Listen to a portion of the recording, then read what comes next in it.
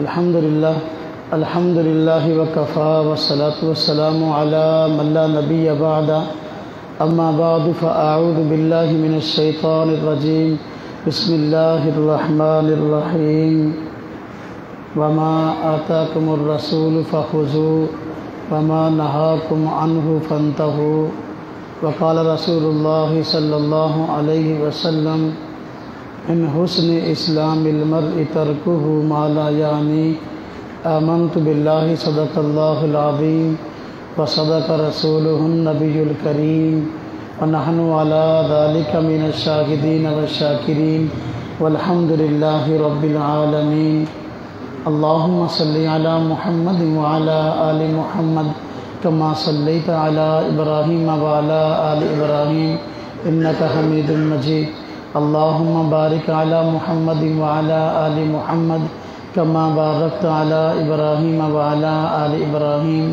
انک حمید مجید۔ اللہ رب العزت نے ہم سب کی کامیابی اپنے پیارے محبوب حضرت محمد مصطفیٰ صلی اللہ علیہ وسلم کے مبارک طریقوں اور سنت پر عمل کرنے میں رکھی ہے۔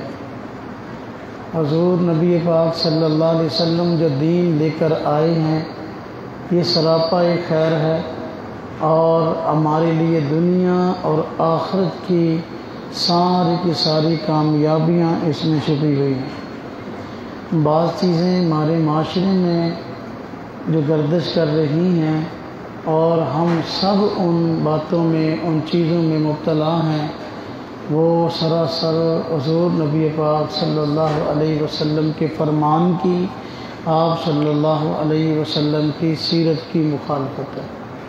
چند ایک چیزیں میں آپ حضرات کی خدمت میں عرض کروں گا کہ حضور نبی پاک صلی اللہ علیہ وسلم نے خاص طور پہ ان سے بچنے کا حکم دیا ہے۔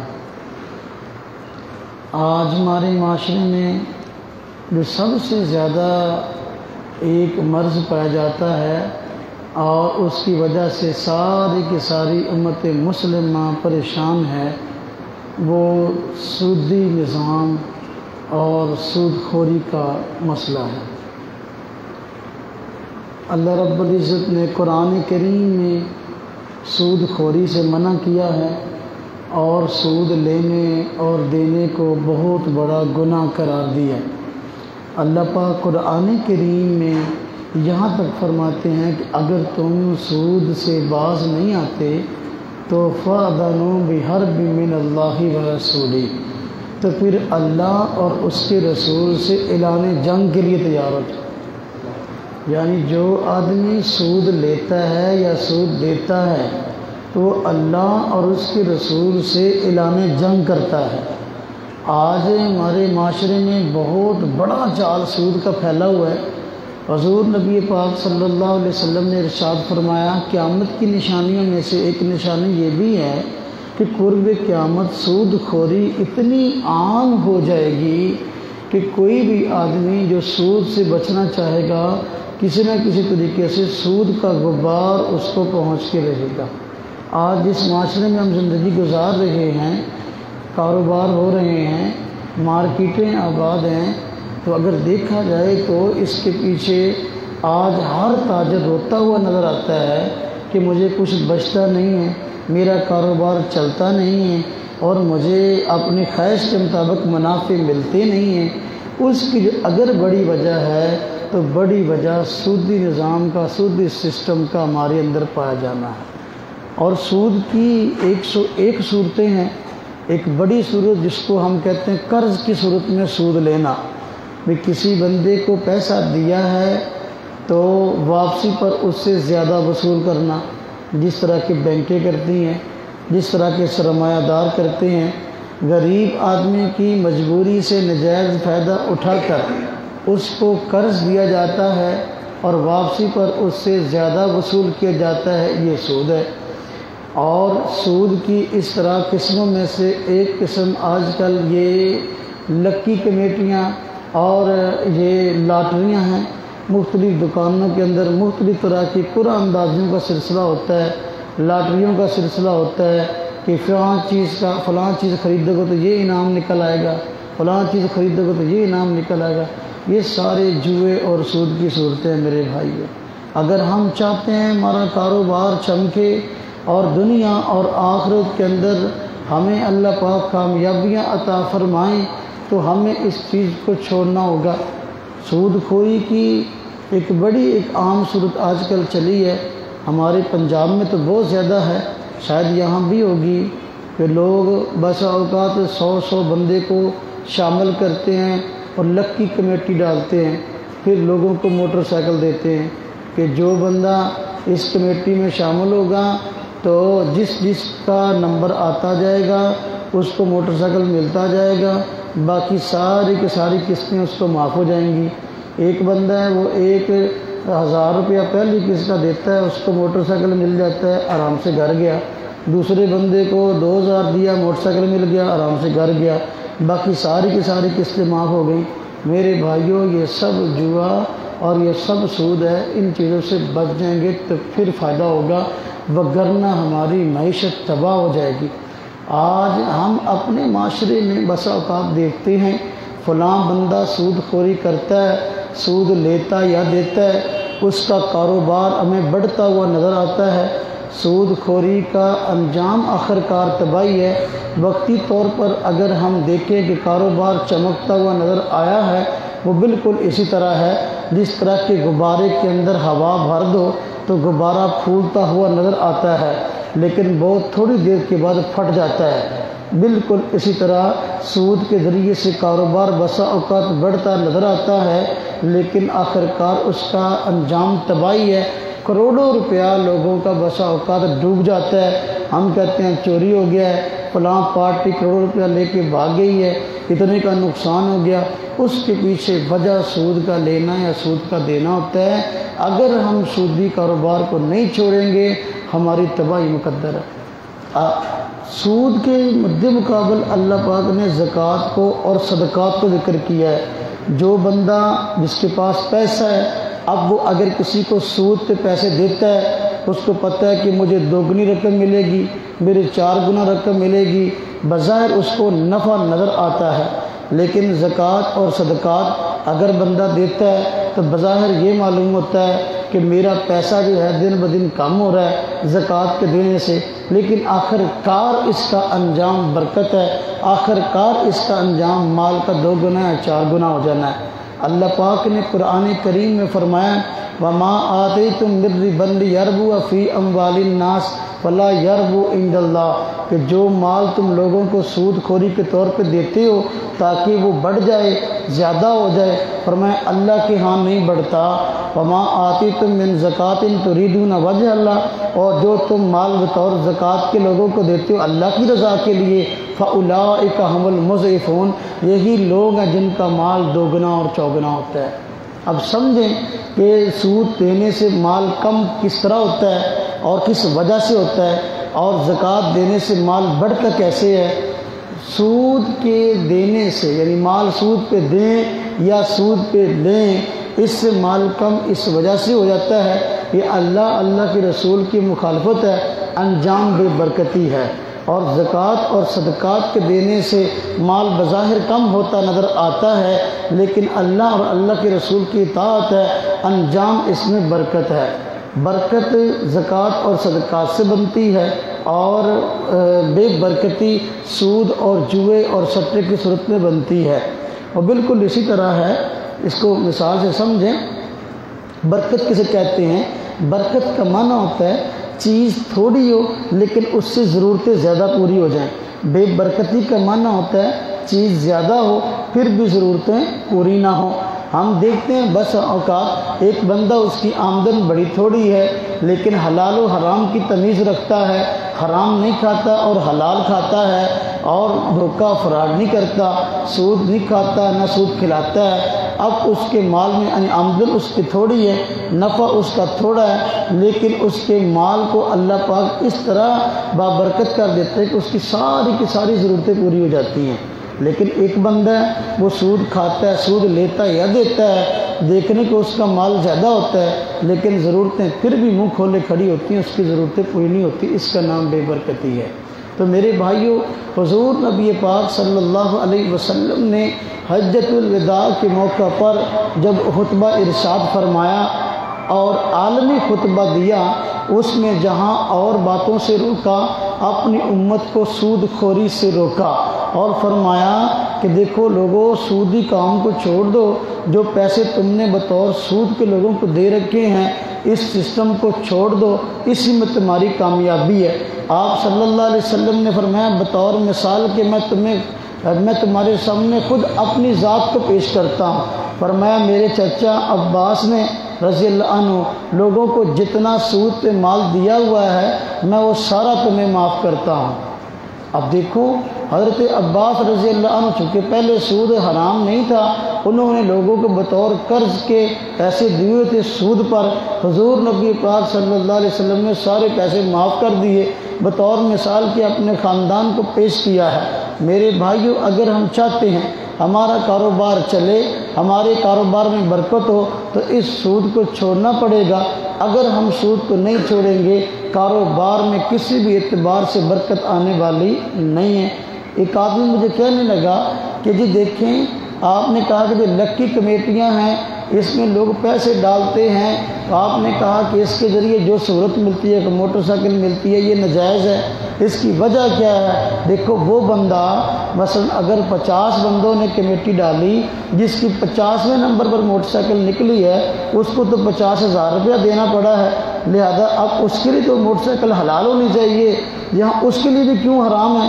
میں نے کہا اس کی وجہ یہ ہے کہ اس کے لیے بھی یہ حرام ہے جس نے 50 قسطیں دی ہیں، اور اس کے لیے بھی حرام ہے جس نے 1 قسط دی ہے اور موٹر سائیکل مل گئی ہے۔ وجہ میں نے کہا وجہ یہ ہے اس آدمی نے کمیٹی اس لیے نہیں ڈالی تھی کہ مجھ کو 50ویں نمبر پر موٹر سائیکل ملے، بلکہ اس شخص نے کمیٹی اس لیے ڈالی تھی کہ میرا پہلا یا دوسرا یا تیسرا نمبر آ جائے گا، باقی قسطیں مجھے معاف ہو جائیں گی۔ وہ الگ بات ہے کہ اس کو جب کمیٹی ڈالی گئی اور قرعہ اندازی کی گئی، اس کا نمبر 50ویں نمبر پر نکل آیا، وگرنہ اس نے تو 50ویں نمبر کے لیے کمیٹی نہیں ڈالی تھی، اس نے تو اس لالچ میں کمیٹی ڈالی تھی کہ میرا پہلا یا دوسرا نمبر نکل آئے گا یا تیسرا نکل آئے گا۔ میں نے کہا اس وجہ سے چونکہ اس نے اس حرص کی بنیاد پہ کمیٹی ڈالی تھی اور اس اجتماعی سودی نظام میں شامل ہو گیا ہے، جوئے کے نظام میں، اس وجہ سے اس کا نظام بھی خراب ہے اور اس کا بھی یہ موٹر سائیکل ناجائز ہے اور اس کے لیے بھی یہ کام حرام ہے۔ میں نے کہا ایک مثال سے بات سمجھو، حضور نبی پاک صلی اللہ علیہ وسلم نے ارشاد فرمایا جو لوگ آپس میں لڑتے ہیں، ناحق ایک دوسرے کو قتل کرنے کی کوشش کرتے ہیں، فرمایا قاتل اور مقتول دونوں دوزخ میں جائیں گے۔ کیا فرمایا؟ قاتل اور مقتول دونوں دوزخ میں جائیں گے۔ صحابہ کرام نے پوچھا یا رسول اللہ صلی اللہ علیہ وسلم، قاتل کا دوزخ میں جانا سمجھ میں آتا ہے لیکن مقتول کا دوزخ میں جانا سمجھ میں نہیں آتا، یہ تو مارا گیا، اس کو تو قتل دوسرے بندے نے کیا ہے، اس پہ تو ظلم ہوا ہے، یہ دوزخ میں کیوں جائے گا؟ قاتل کا دوزخ میں جانا سمجھ میں آتا ہے لیکن مقتول کا دوزخ میں جانا سمجھ میں نہیں آتا، مقتول دوزخ میں کیوں جائے گا؟ حضور نبی پاک صلی اللہ علیہ وسلم نے بڑی ہی زبردست بات ارشاد فرمائی، فرمایا مقتول دوزخ میں اس لیے جائے گا کہ یہ بھی اپنے مد مقابل کے قتل کرنے میں حریص تھا اور کوشش کر رہا تھا، لیکن اس کا داؤ نہیں لگا، دوسرے آدمی کا داؤ لگ گیا، اس نے اس کو قتل کر دیا، اگر اس کا بھی داؤ لگ جاتا تو یہ معاف نہ کرتا دوسرے کو، اس وجہ سے کہ یہ دوسرے کے قتل کرنے پہ حریص تھا، یہ بھی دوزخ میں جائے گا، اس کو قتل کرنے والا بھی دوزخ میں جائے گا۔ تو جو بندہ سود خوری میں آتا ہے، اب اس ایسی جوئے لاٹریوں کے پیچھے پڑتا ہے، لکی کمیٹی کے پیچھے پڑتا ہے، تو وہ اس وجہ سے پڑتا ہے کہ مجھے پیسے تھوڑے دینے پڑیں گے، چیز میرے پاس زیادہ آ جائے گی اور میرا داؤ لگ جائے گا، اس وجہ سے خواہ پہلے نمبر پر آئے خواہ 10ویں یا 100ویں نمبر پر آئے، مال اس کا ناجائز ہے۔ حضور نبی پاک صلی اللہ علیہ وسلم نے بندے کو حلال کام کرنے کا حکم دیا ہے، حرام کاموں سے روکا ہے، اور حضور نبی پاک صلی اللہ علیہ وسلم کا فرمان ہے جس شخص کے پیٹ میں لقمہ حرام جاتا ہو اس کا وجود لقمہ حرام سے پلتا ہو، وہ اس آدمی سے خیر کی توقع نہیں کی جا سکتی۔ میرے بھائیوں، ہم یہاں مارکیٹ میں بیٹھے ہیں، ہم یہاں دکانوں میں بیٹھے ہیں، اپنے بچوں کے لیے رزق کمانے میں بیٹھے ہیں، لیکن اپنے رزق کے لیے حلال ذرائع کو اختیار کریں گے تو مال میں برکت آئے گی اور مال میں دن بدن بڑھوتری ہوگی۔ اگر ہم ذرائع ناجائز اختیار کریں گے تو تباہی مقدر ہے۔ پھر نہ صرف یہ کہ اپنا مال تباہ ہو جائے گا بلکہ اس کے ساتھ ساتھ اور بڑے بڑے نقصان ہو جائیں گے۔ حضور نبی پاک صلی اللہ علیہ وسلم نے تجارت کی ہے، کاروبار کیا ہے۔ ہمارا آج ذہن ہے کہ جھوٹ نہ بولے تو کاروبار نہیں چلتا، جبکہ حضور نبی پاک صلی اللہ علیہ وسلم نے کاروبار کیا ہے اور سچ کی بنیاد پہ کیا ہے۔ اعلان نبوت سے پہلے حضور نبی پاک صلی اللہ علیہ وسلم کے دو نام، دو لقب مشہور تھے، نمبر 1 صادق، نمبر 2 امین۔ لوگ آپ کو صادق کہتے تھے، مطلب یہ کہ آپ جھوٹ نہیں بولتے، آپ کو امین کہتے تھے، آپ امانت میں خیانت نہیں کرتے تھے۔ حضور نبی پاک صلی اللہ علیہ وسلم کاروبار کی خاطر نہ صرف یہ کہ اپنے علاقے میں رہتے بلکہ بیرون ممالک تک آپ نے کاروبار کے لیے سفر کیے ہیں، لیکن اس کے باوجود حضور نبی پاک صلی اللہ علیہ وسلم کا نام چمکا ہے تو سچ کی وجہ سے چمکا ہے۔ مکہ والے حالانکہ اپنی جان کے دشمن تھے لیکن آپ کو سچا کہتے تھے، آپ کو صادق کہتے تھے۔ اگر آپ کا کاروبار سچ کی وجہ سے چمک سکتا ہے، میرا اور آپ کا کاروبار سچ کی وجہ سے کیوں نہیں چمک سکتا؟ حضور نبی پاک صلی اللہ علیہ وسلم کا فرمان ہے الصادق الامین، التاجر الصادق الامین مع النبیین والصدیقین والشہداء والصالحین۔ فرمایا سچا امانت دار تاجر کل قیامت کے دن نبیوں، صدیقوں، شہداء اور نیک لوگوں کے ساتھ ہوگا۔ اللہ پاک جو انعام و اکرام ان کا فرمائیں گے اس کا حشر ان کے ساتھ ہوگا۔ میرے بھائی، تاجر کی حضور نبی پاک صلی اللہ علیہ وسلم نے حوصلہ افزائی فرمائی ہے۔ جو تجارت سچ کی بنیاد پہ ہوگی، خیانت کی بنیاد پہ نہ ہوگی، اللہ پاک اس مال کے اندر برکت عطا فرما دیں گے۔ مال تھوڑا ہوگا لیکن ضرورتیں زیادہ پوری ہو جائیں گی۔ حضور نبی پاک صلی اللہ علیہ وسلم اس معاشرے میں رہتے تھے۔ آپ صلی اللہ علیہ وسلم نے اس معاشرے میں ایسی بہترین زندگی گزاری ہے۔ آج اگر ہم اس طرح زندگی گزارنے والے بن جائیں تو ہماری یہ دنیا کی زندگی ہی جنت معلوم ہوگی، اگر اس طرح زندگی گزارنے والے بن جائیں۔ حضور نبی پاک صلی اللہ علیہ وسلم نے گانا گانے سے منع کیا۔ اب توجہ کرنا، بسوں کا تو اپنا کاروبار کر رہے ہیں، کاروبار کرتے ہوئے ایسا کام کر رہے ہوتے ہیں جس کی وجہ سے ہمارا کاروبار بجائے نیک ہونے کے، بجائے ٹھیک اور درست ہونے کے غلط ہو جاتا ہے، روزی ہماری حلال ہاتھ سے نکل جاتی ہے۔ وہ کس طرح؟ آج کل بڑا مرض ہے کہ گانے سننے کا، گانے، نوجوان لوگ کام بھی کر رہے ہوتے ہیں، کانوں کے اندر جو ہے وہ اسپیکر بھی لگائے ہوئے ہیں، گانے بھی سن رہے ہیں، کاروبار بھی کر رہے ہیں، دکان پہ گانے لگائے ہوئے ہیں، فلم لگائی ہوئی ہے، ٹی وی لگایا ہوا ہے۔ اب لوگوں کو گناہ دکھا رہے ہیں، خود بھی گناہ کر رہے ہیں، دوسروں کو بھی گناہ دکھا رہے ہیں، خود بھی گانا سن رہے ہیں، دوسروں کو بھی سنا رہے ہیں۔ اب مال میں برکت کیسی ہوگی؟ حضور نبی پاک صلی اللہ علیہ وسلم کا فرمان ہے الغناء ينبت النفاق فی القلب، فرمایا گانا دل کے اندر منافقت پیدا کرتا ہے، کما ينبت الماء الزر، جس طرح کہ پانی کھیتی کو پیدا کرتا ہے اسی طریقے سے گانا دل کے اندر منافقت کو پیدا کرتا ہے۔ آج کیا وجہ ہے کہ مسجد سے اذان کی آواز آتی ہے لیکن لوگ سارے کے سارے نماز پڑھنے کے لیے نہیں آتے؟ اس کی بڑی ایک وجہ آج یہ بھی ہے کہ لوگ گانا سنتے ہیں۔ جو لوگ جتنے زیادہ گانے سنتے ہیں اتنے ہی زیادہ دین سے دور ہوتے ہیں، اتنے ہی زیادہ جو ہے پھر مسجد میں آنے کی توفیق نہیں ہوتی، روزے کا مہینہ روزہ رکھنے کی توفیق نہیں ہوتی، زکوٰۃ فرض دینے کی توفیق نہیں ہوتی، حج فرض کرنے کی توفیق نہیں ہوتی، منافقت کا معنی ہوتا ہے انسان دل میں کچھ ہو اور ظاہر میں کچھ ہو، دل میں آدمی کو کفر چھپا ہوا ہو اور زبان سے جو ہے وہ کلمہ پڑھتا ہو۔ آج کل اگرچہ اس طرح کی منافقت موجود نہیں ہے اعتقادی عام طور پر، لیکن عملی منافقت یہ ہے کہ بندہ شریعت کے احکام کو عملاً جھٹلا دے، یعنی ان کے سچ ہونے کا یقین نہ کرے اور اس پر عمل پیرا نہ ہو۔ حضور نبی پاک صلی اللہ علیہ وسلم نے منافق کی 3 نشانیاں بیان کی ہیں۔ آپ نے فرمایا منافق کی 3 نشانیاں ہیں۔ نمبر 1 اذا حدث کذب، جب بات کرے تو جھوٹ بولے۔ نمبر 2 واذا وعد اخلف، جب وعدہ کرے تو وعدے کی خلاف ورزی کرے۔ نمبر 3 واذا اؤتمن خان، جب اس کے پاس امانت رکھوائی جائے تو اس میں خیانت کرے۔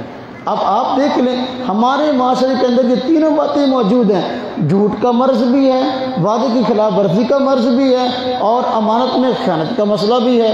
جب یہ تینوں باتیں پائی جا رہی ہیں تو عملاً منافقت پائی جاتی ہے، اور عملاً منافقت یہ ہے کہ شریعت کے احکامات پر عمل کرنے کو جی نہیں چاہتا، وگرنہ کیسے ہو سکتا ہے مسجد سے 5 وقت نماز اذان کی آواز آئے، حی علی الصلاۃ ہم اپنے کانوں سے سنیں، ہم سمجھیں ہم آؤ نماز کی طرف، اللہ کا حکم ہے ہم نماز کے لیے نہ آئیں، اللہ پاک کی طرف سے اعلان ہے حی علی الفلاح آؤ کامیابی کی طرف، ہم سمجھتے ہیں کامیابی کسی اور کام میں ہے۔ یعنی اذان ہو گئی، اذان کے بعد کامیابی اللہ کی عبادت کرنے میں ہے، اذان کے بعد کامیابی دکان کے کھلے رہنے میں نہیں ہے۔ اب اگر ایک مومن گانا نہیں سنتا، جھوٹ نہیں بولتا، وعدے کی خلاف ورزی نہیں کرتا، امانت میں خیانت نہیں کرتا، مسجد سے اذان کی آواز ہے کہ اس کا دل فوراً موم ہو جائے گا، بھاگتا ہوا مسجد کے اندر آئے گا۔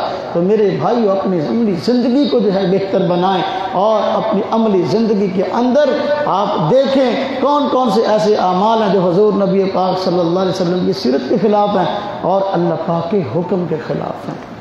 اس حوالے سے میں ایک بات عرض کروں اور پھر بات کو ختم کرتا ہوں۔ آج جس مسئلے میں عمومی طور پر ہم مبتلا ہیں، ایک بڑا مسئلہ ہے والدین کی نافرمانی کا، والدین کی نافرمانی کا۔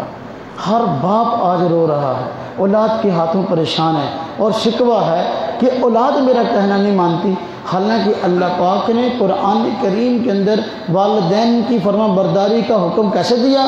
فرمایا وَوَصَّيْنَا الْإِنسَانَ بِوَالِدَيْهِ إِحْسَانًا، فرمایا ہم نے تاکیدی حکم دیا انسان کو اپنے والدین کے ساتھ حسن سلوک کا۔ وصیت کے لفظ ذکر کیے ہیں۔ اللہ پاک کوئی بھی حکم دے تو وہ حکم واقعی بڑے اعلیٰ درجے کا ہے، لیکن وصیت کے لفظ سے جو بات ذکر کی جاتی ہے وہ بڑا تاکیدی حکم ہوتا ہے۔ اللہ پاک فرماتے ہیں ہم نے انسان کو والدین کے ساتھ حسن سلوک کا تاکیدی حکم دیا ہے، لیکن اس کے باوجود آج والد کے نافرمان ہر گھر میں موجود ہیں، اور باپ شکوہ کرتا نظر آتا ہے کہ میری اولاد میرا کہا نہیں مانتی۔ اب سوال ہے کہا کیوں نہیں مانتی؟ وجہ کیا ہے؟ باپ یہ بات سوچے کہ بھئی میری اولاد میرا کہا کیوں نہیں مانتی، اس کی وجہ یہ ہے کہ باپ سمجھتا ہے میں اپنی اولاد سے بڑا ہوں لہذا اولاد میرا کہا مانے۔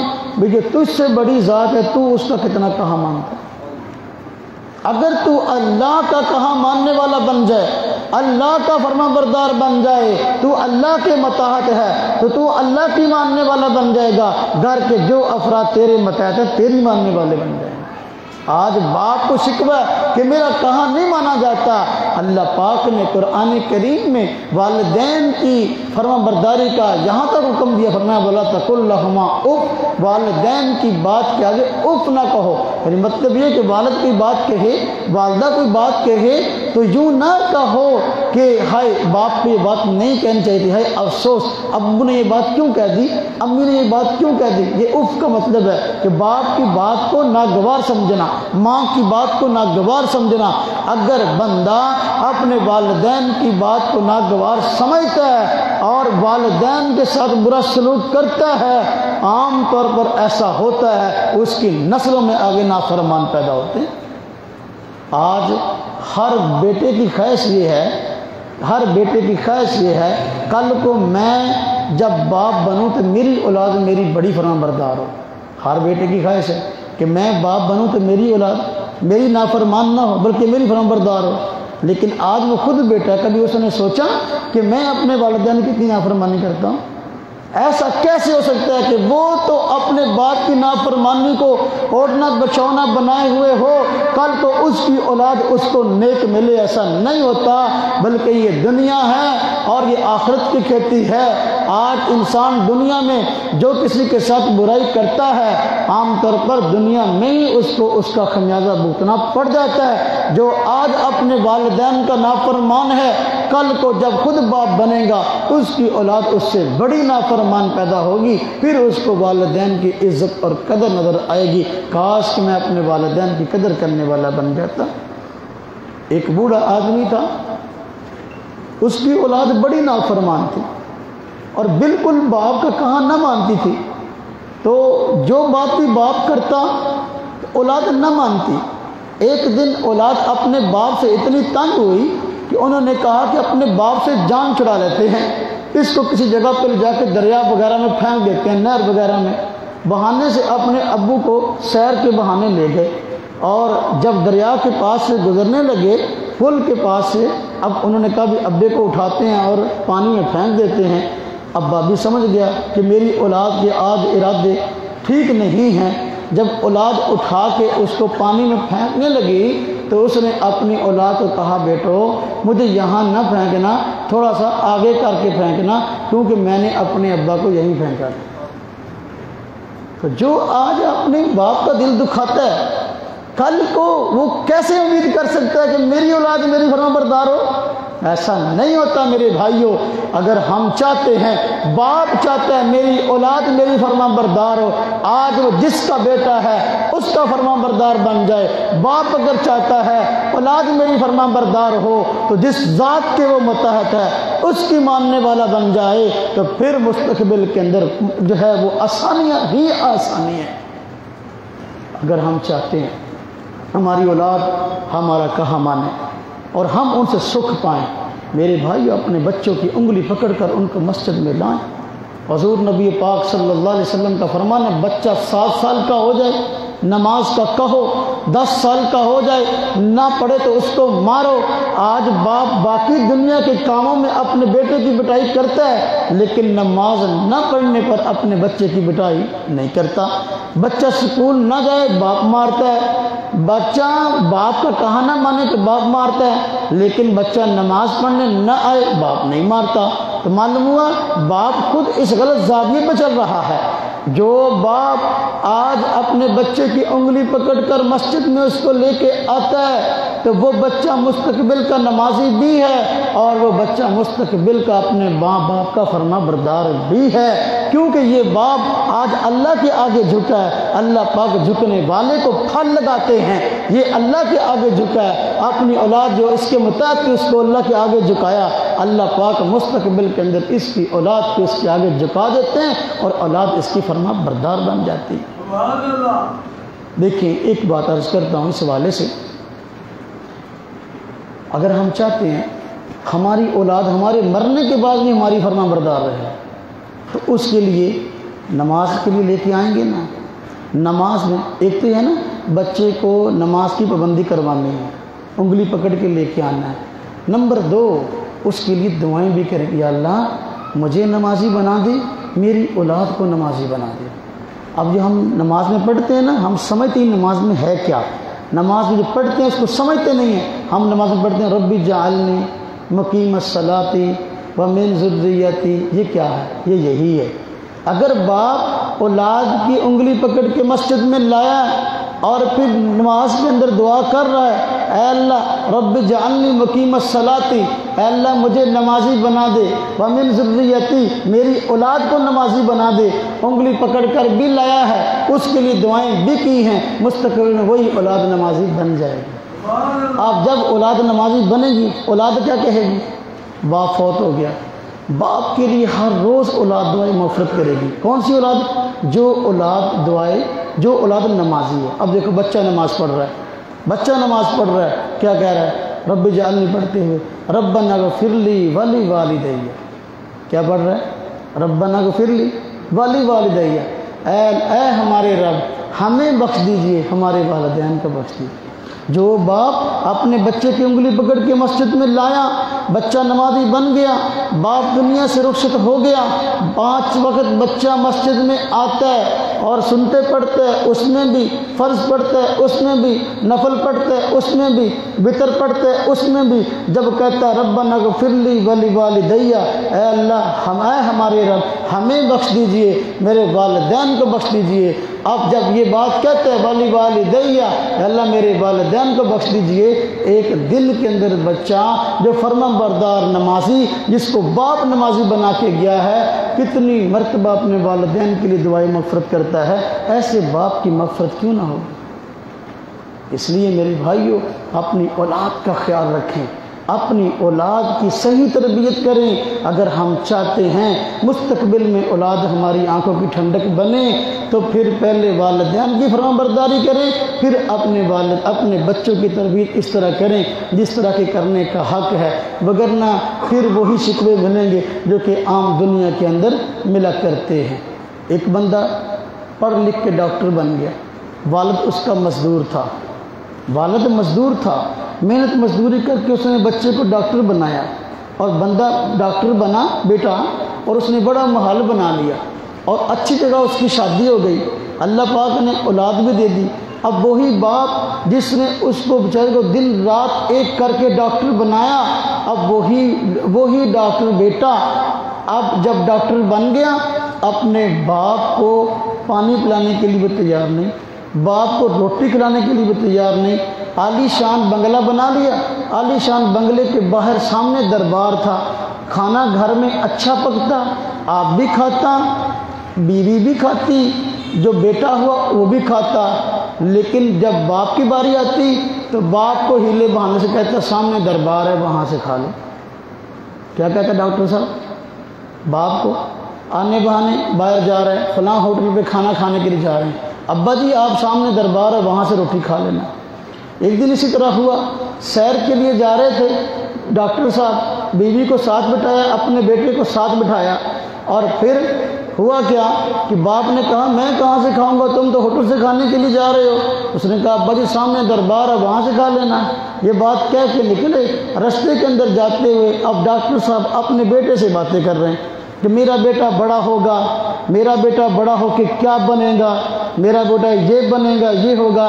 اب بچہ جو ہے وہ ذرا کہہ لو کہ سمجھدار تھا، اس کو دادے کی حالت پہ ترس آیا، اس نے کہا بالکل میں بڑا ہوں گا، بڑا ہو کے میں بھی ڈاکٹر بنوں گا، جب بڑا ہو کے میں ڈاکٹر بنوں گا اپنی بیوی کے ساتھ سیر کی نوبت آئے گی تو جاؤں گا، تو میں بھی تمہیں کہہ دیا کروں گا سامنے دربار سے روٹی کھا لو۔ اب باپ کو سمجھ آئی کہ میں جو بات کام کر رہا ہوں، میرا جو رویہ ہے، یہ تو میرا چھوٹا بیٹا بھی سمجھ رہا ہے کہ میرا رویہ جو بالکل غلط ہے۔ تو میرے بھائیو اگر ہم چاہتے ہیں مستقبل میں اولاد ہماری فرما بردار بنے، پہلے اپنے باپ کے فرما بردار بنو، پہلے اپنے رب کے فرما بردار بنو، پھر اللہ پاک آپ کی اولاد کو آپ کے لیے فرما بردار بھی بنائیں گے، آپ کی آنکھوں کی ٹھنڈک بھی بنائیں گے۔ اللہ پاک جو کچھ کہا سنا گیا ہمیں عمل کی توفیق عطا فرمائے۔ وآخر دعوانا ان الحمد للہ رب العالمین۔